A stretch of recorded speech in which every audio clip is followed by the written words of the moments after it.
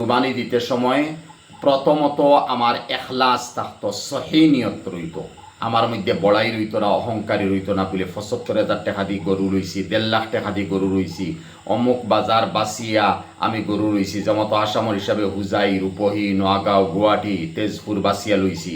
বাংলাদেশের হিসাবে বলে কিনা বলে বিয়ানি বাজার থেকে বাসিয়া লইছি, আরও বিভিন্ন বাজার আছে, অত বাজার থেকে আমরা বাসিয়া লইছি। আর ওলা লইয়া গৌরব করিয়া বাদে ভিডিও করে চতুর্দিকে ভাইরাল করে দিলা।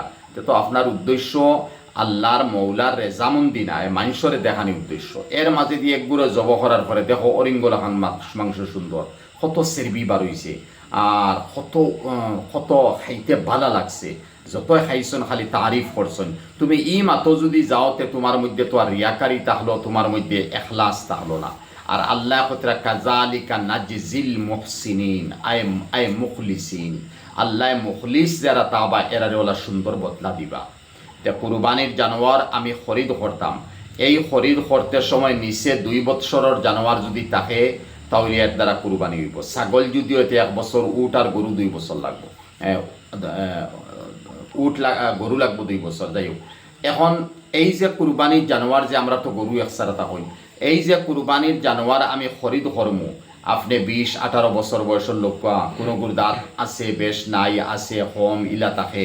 তবে এর মাঝে দি এক মাতারিরাই নবীজে ফরমাইতরা আল আওরা ও আল বাইয়ুন আউরুহা।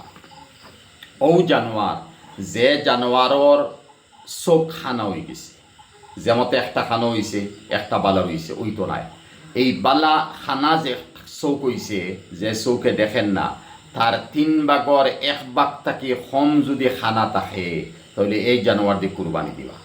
ঠিক এইভাবে নেঙ্গুর আছে, নেঙ্গুর তার 3 ভাগের 1 ভাগ থেকে কম যদি দেখা যায় নেঙ্গুর আছে, নেঙ্গুর নাই, বাকি নেঙ্গুর আছে, তাহলে এই জানোয়ার দিয়ে কুরবানি দিবা।